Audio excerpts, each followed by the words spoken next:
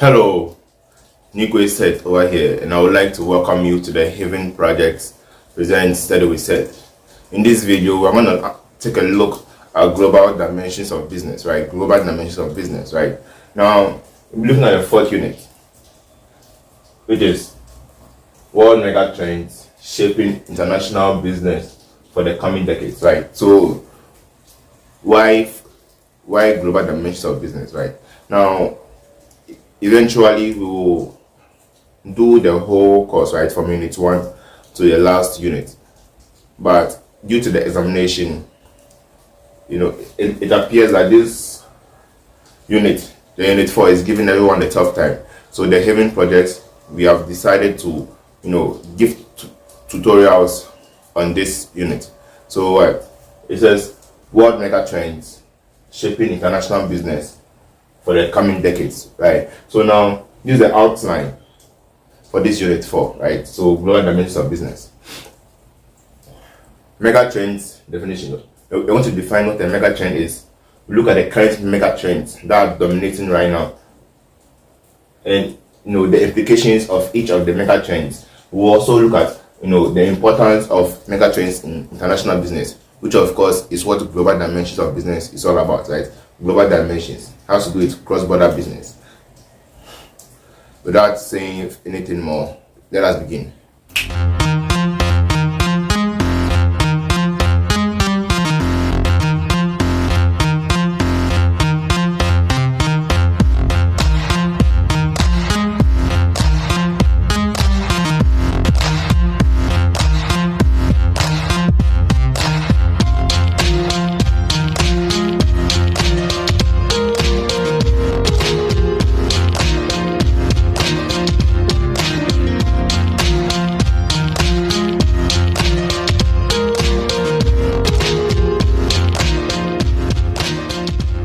Yeah, we wanna look at what megatrends, right? What are megatrends?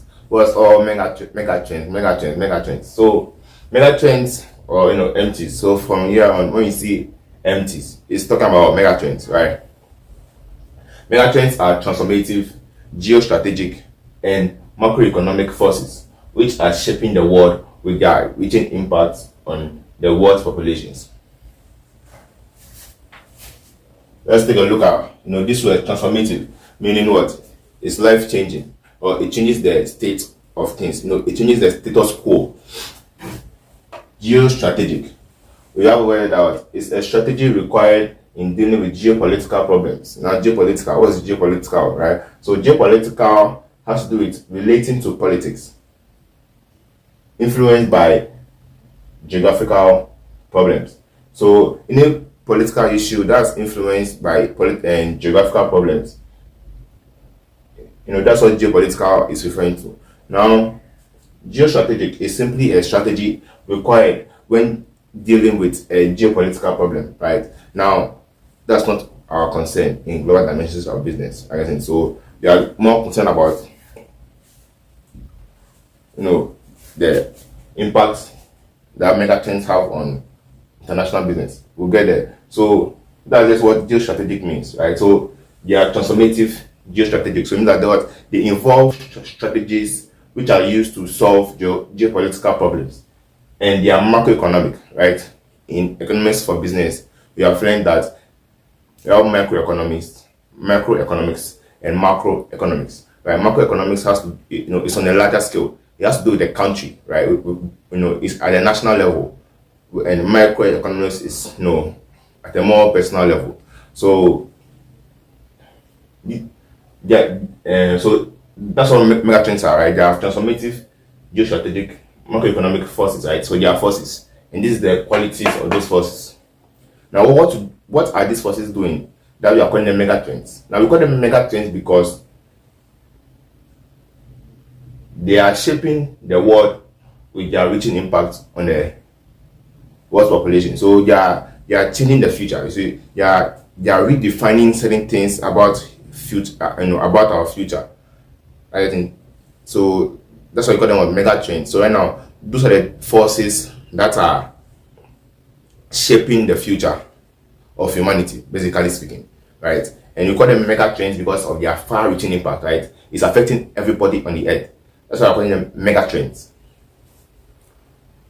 So now studies, and now these mega trends, let's just be clear. Someone didn't just go and sit down and bring these things up. No, it's a real thing. It's based on research. Research has been done, and everything that we're about to discuss is been backed by facts. So look at 5 current major mega trends going on right now. So studies have been conducted from 2000 and something,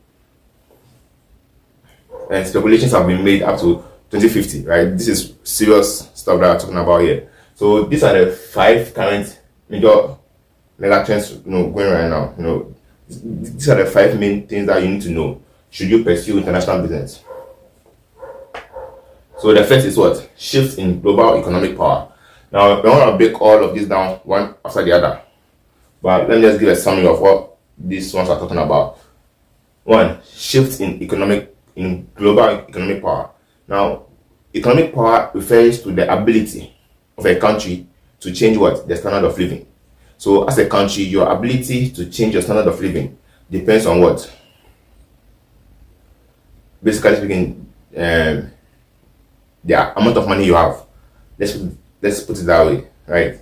So it's a shift in global economic power. So the countries that used to have the strongest power or the upper hand when it came to economic power, now their power is leaving them gradually, and other people are emerging, or other countries are emerging, and they are coming to knock the current countries who have the economic power out of the first place. That's what this is talking about, the mega trends. Now the second is what? Demographic shift. And that's speaking, when you talk about demographic shift, it's talking about the change in a population, change in population due to changes in birth rates and death rates. So in simple English, the human population is increasing. Technology and innovation, right? Things have been changing, not now, they've been changing forever. Now, this is just speaking about how technology is, changing quickly. Everything we know about technology is being redefined. Now it's AI and cloud computing, or other stuff that's coming up with technology. New innovations are coming. So that's also a mega trend, and it's something that's redefining what the future. Now, accelerating urbanization, right? So we all know that urbanization, right, is moving from a rural area to an urban area. And this is just saying that now, as time is going on, more people are leaving rural areas and settling in urban areas. So it's a mega trend. It's not just happening in Ghana, it's happening everywhere. That's why it's on the board here. It's a mega trend. Climate change and resource scarcity, right? In environmental management, we talk about what?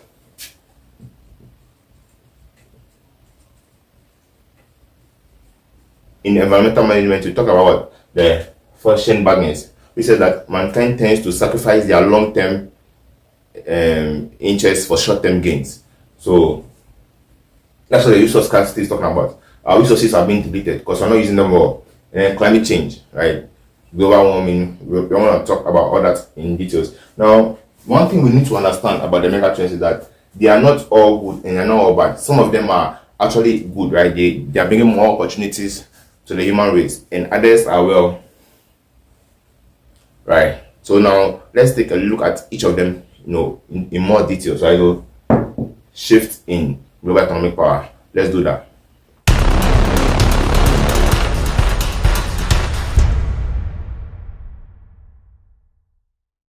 Yeah, so let's talk about the first mega trend, right? That shift in global economic power. As I have explained, economic power simply refers to the ability of a country to improve its living standards or its standard of living, right? So how does the country do that? And how do we measure economic power? To measure economic power, we need what? GDP, that's gross domestic product. Now, How GDP works, this is a very basic definition, right? In every country, there are industries. In those industries, there are firms, right? And what they basically do is what they sell. Think of the country as a business, as a big business, and all these businesses are inside that country. So just think of the country as a business. The amount of revenue that the country is able to generate, right? So the revenue that they generate per year. So 2016, let's say 100 million US dollars. So that will be your GDP. It means that all the industries in that country, all the revenue that they produce, it sums up to what? That 100 million, right? That's what GDP is, right? And currently, in the Western countries, the West, just West, so left. So in the Western countries, currently they have the higher GDP, right? Those countries, they have the higher GDPs, right? And we call them G7 countries because their economic power is dominant. We're in G7. Now these countries are what? US, UK, Japan, Germany, Italy, Canada, and France. Currently, they have what? The higher economic power. Now this megatrend is saying this megatrend is saying that the E7 countries, right? It's saying that the G7 countries, they are losing their economic power, their ability to improve standard of living. They do that through having more revenue. The more money you have, the better your life is, right? So their economic power is shifting. They are losing to what? E7 countries. It means that the E7 stands for emerging countries. So their economic power is gradually increasing, right? So research conducted has revealed that in 2015, these G7 countries that we discussed, US, UK, Japan, the E7 are China, India, Brazil, Russia, Indonesia, Mexico, and Turkey, right? These countries, when it was calculated, their GDP was found to be what? Increasing, right? That's what them emerging. In 2015, the G7 countries, their combined GDP was 34.1 trillion, right? And at that time, the E7 countries, their GDP was at 18.8 trillion. It has been calculated that due to the rate at which their economies are growing, right? More firms are emerging in these countries. They are making more money, they are making more sales. It has been estimated that by 2050, the G7 countries, the current economic powers, the dominant ones, the dominant countries in terms of economic power, their dominance will gradually shift to the E7 countries. That's the emerging countries, right? So by 2050, G7 will have their GDP at 69.3 trillion, and the E7 countries will have their GDP at 138.2 trillion. Right, so these numbers obviously tells us that what? The economic power is shifting from the west to the east. Right, most of these countries are in the eastern part, right? Relatively speaking, look at where US is. Where US over here. If you're having a map over here, US will be somewhere over here, and a country like Russia. So west east. What are the implications for for the world, right? What do these things imply? So looking at this gradual shift from the G7 countries to the E7 countries, some of the implications are that the competitive environment is going to change, right? You want to have more of these E7 countries inside the markets of these other countries because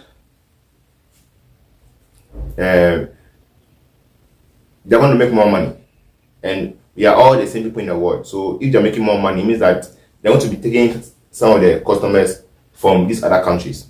That's what that's one of the implications. Another implication is that these countries are likely to lose some of their markets, right? To lose their power and their influence. So they lose some of their markets because everyone will probably start buying from these people.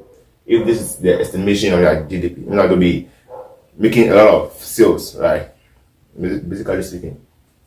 For the sake of understanding, Now, government intervention may increase, right? In what I mentioned, we find that under country risk, there's something called government intervention. And the government can intervene through two main ways. That's by tariff barriers, right? They have custom checks, or by protectionism. They bring up policies and all sorts of things to protect their local firm.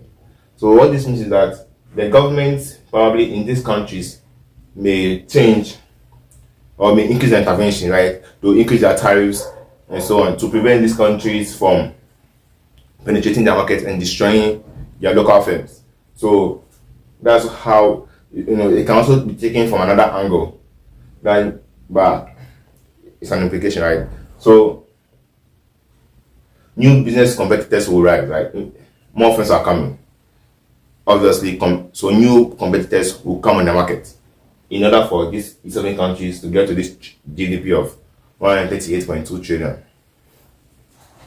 Now, of course, on the board, we have something like F7 countries. Now, these F7 countries, as these E7 countries are gradually taking the economic power from these countries, these F7 countries, Colombia, Peru, Bangladesh, Vietnam, Philippines, Morocco, and Nigeria, they are also usurping or moving in the place of the E7 countries. So you can say that it is something like this.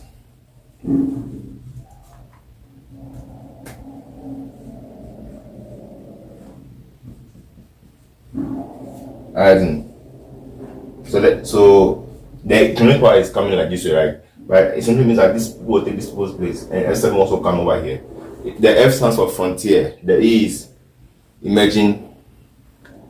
The G, I think that would be grade 7. So let's look at the next megatrend.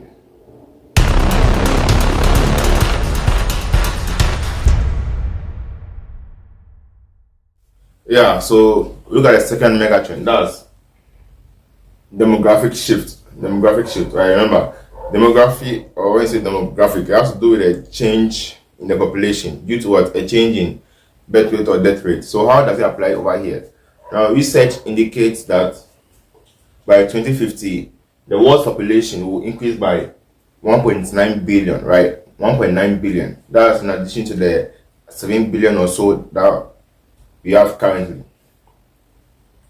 Now, according to the research conducted, it shows that the dependent population or the dependent ratio in our population, that's the old people and then the young, toddlers, right? It shows that they will have a greater number than the independent population. That's basically young people or people who are able to people who go to work, or the working population, the working age. And the implication of this is that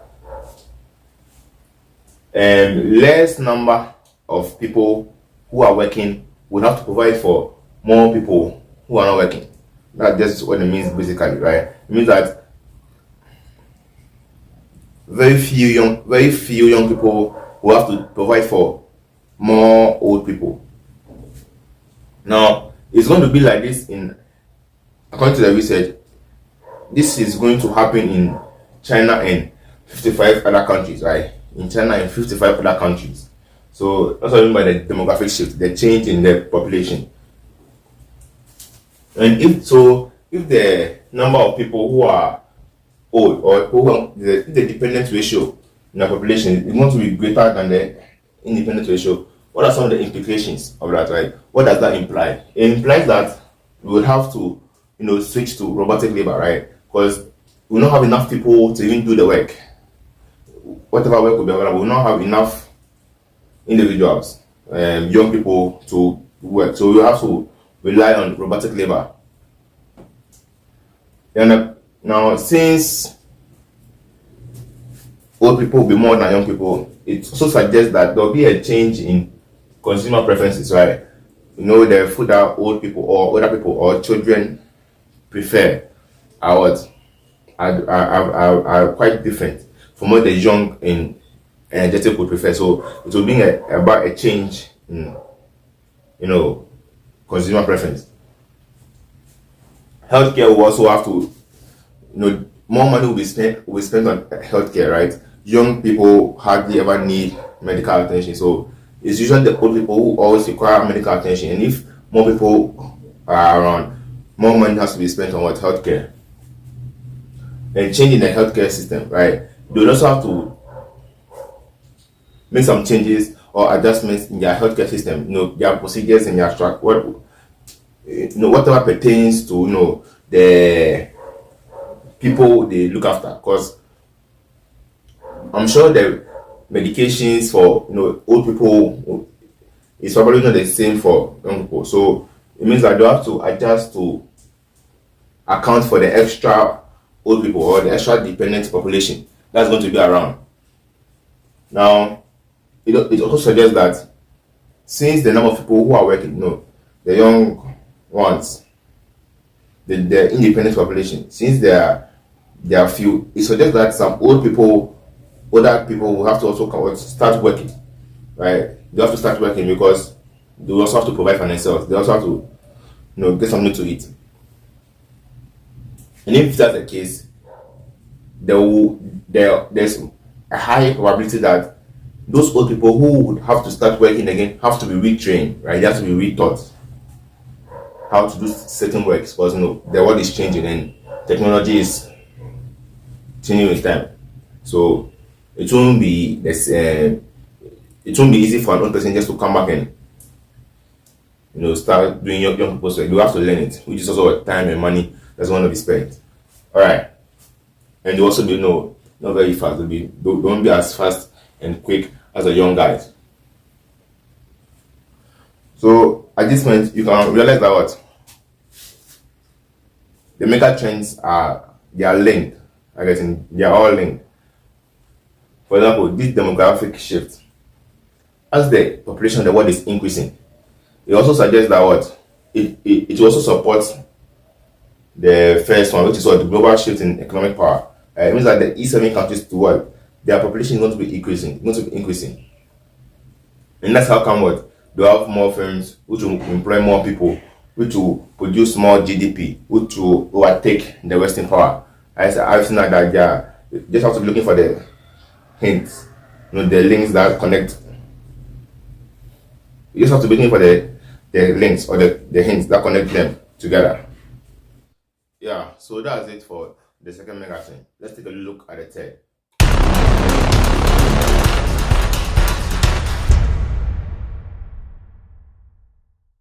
Yeah, so this is the third mega trend, right? Technology and innovation. Now, unlike the first two, well, unlike the second, this is better. It's positive, right? So technology, right? Now it says that by 2030, more devices will be connected to the internet. An estimation of about 125 billion devices will be connected to the internet by 2030. Now, formerly in 2017, it was just 27 billion devices that were connected. But by 2030, what? 125 billion, right? That's a very huge increase. It says that data will be the new oil. Now, you see, as more devices are connected to the internet, it will give more relevance to data than there is now, right? Data has given rise to many jobs. You have data analytics, data mining. People actually sell data to make a living. So it's just in that as more devices are going to be connected to the internet, you're going to give data much more value, right? So whoever has data that everybody else wants will be a very rich man. So that technology will advance exponentially, right? Now, what this means is that technology is not going to be advancing like this. Level 1, 2, 3. I think it's only gradually. When we say exponentially, think of it as like something like this. From here, it keeps going. It's not following a direct. It's not following a direct pattern. It's just improving. Let me clean this. The board looks a little strange on it. With it on it, so yeah. Right. I mean, look at the past 5 years alone. Back when I was in maybe class 6, It was Samsung Pocket, about 250 Ghana cedis. Now things have changed, right? That's the price of a yam. Back then, that was a very good phone. Samsung Pocket, very, very small phone, screen touch phone, Android One. But now just look at how in a few years, it doesn't mean long, about 2012 or so, okay, 10 years, yeah, 10 years. Now you have Android 13, you have iPhone 13, iPhone 14, Samsung S21, and the difference. You already know how far technology has come, right? So it's not surprised to tell you that think not times two, times 10, times 100. That's how technology is going to increase, I think. So technology is going to take over, and then that technology will change the world, with aspects such as artificial intelligence, that's AI. We also have cloud computing, nanotechnology.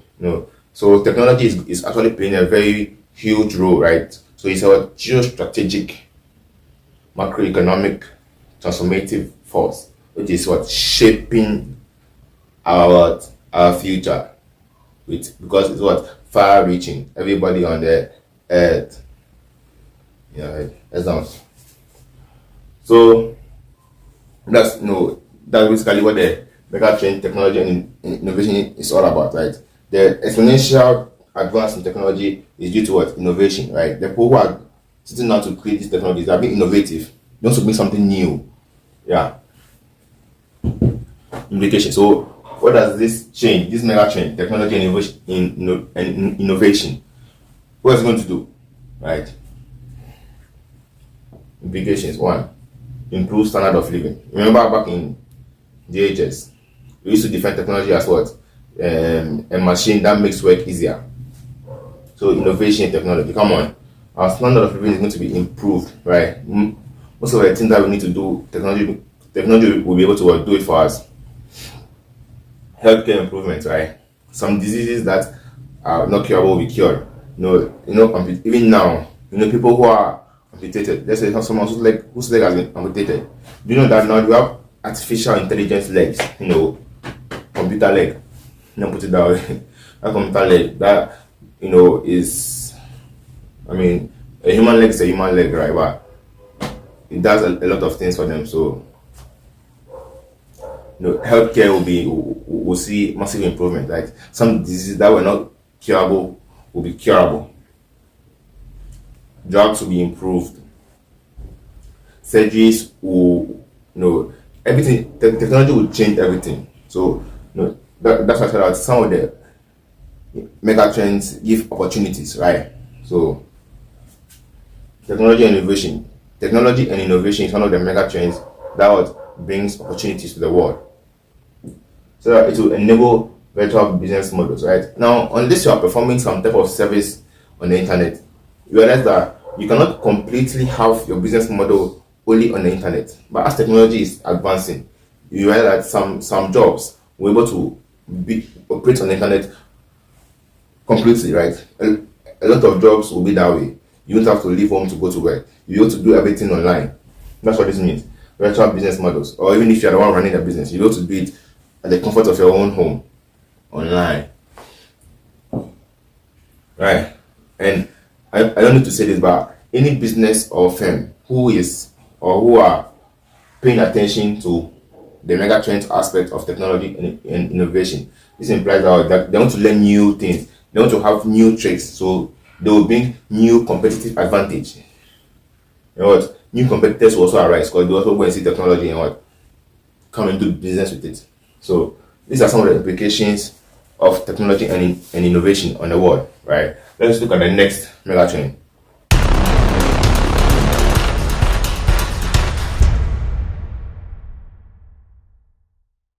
The fourth megatrend, accelerating urbanization, right?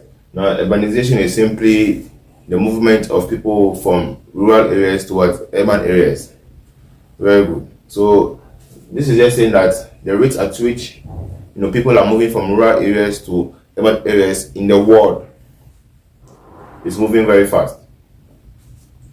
It said that research was conducted and it was found that more than half of the world's population now live in towns and cities, right?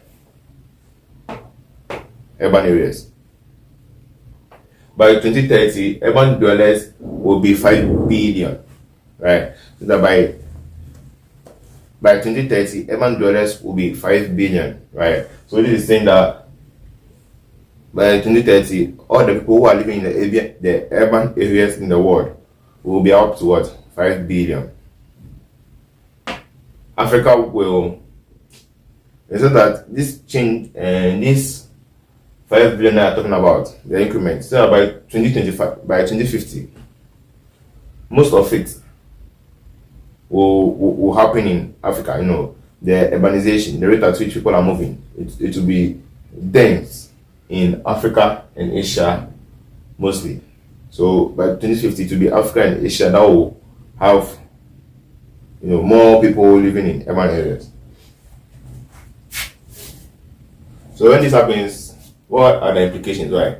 Obviously, the infrastructure in the urban areas is going to be facing a lot of pressure, right? Yeah. So implications. One is rebuilding of healthcare systems. So if more people are moving to the urban areas, it means that the health care systems in the urban areas have to be rebuilt, right? They have to be rebuilt and redesigned. New ones have to be implemented to accommodate the huge population in these areas. Another implication is that there will be a change in consumer behavior, smaller products and fast delivery. This is saying that since more people will be living in the urban areas, there will be very space will be relatively small. So products will have to be designed to be also very small so that they don't take up a lot of space. Now, when you are ordering food too, since there's a lot of people to be served, there are going to be a lot of customers to serve, especially for food deliveries and services. They have to be doing it very quickly so they can be able to meet every customer's needs on time. Now, a mega city is a city that has a population of more than 10 million people. Those are mega cities. So as the urbanization is going up, those cities will become mega cities, right? And it is possible that some of these mega cities will hold more power than national governments, right? So that's what this is saying, right? But please pay attention, this is for the sake of exams, but don't really believe these things, right? Because research can be conducted in any way. I'm just saying, but that's it for accelerating urbanization. Let's take a look at the last megatrend. Right. Climate change and resource scarcity. This will be the last part of our video. We also discuss the importance of megatrends in international business. Right, so climate change and resource scarcity. Now, climate change has to do with the change in climate, right? But now climate change has to do with what? The change in climate. Fine, we get about. Basically speaking, now climate change is not predictable as it should be. It's not following its pattern, right? Sometimes temperatures are hotter than they should be, and rainfall patterns, are off. So that's what climate change is all about, right? And there are reasons for this. We'll talk more about that eventually. Now, also what? Resource scarcity. In the beginning of the video, we mentioned that what? Fortune bargains. Fortune bargains is says that human beings tend to sacrifice their long-term needs for short-term goals, right? So we don't really use our resources judiciously. So with this mega trend, so that there's increased pressure on the Earth's resources due to for the climate change part, since rainfall patterns are unpredictable, it rains when it shouldn't be raining and all that, and when it's supposed to be raining, it doesn't rain. So it makes the work of farmers very difficult, especially in underdeveloped countries, right? So Farmers don't really produce food as much as they should. And you know what? As the Earth population is growing, as we said, the fortune bargains, we are not using our resources judiciously. So it's putting pressure on the Earth's resources. Increasing carbon emissions will drive global warming, right? Now, one of the things that's causing the change in climate or the drastic change, it's messing up our climate, is that there's human beings through our productions, all the production that we make,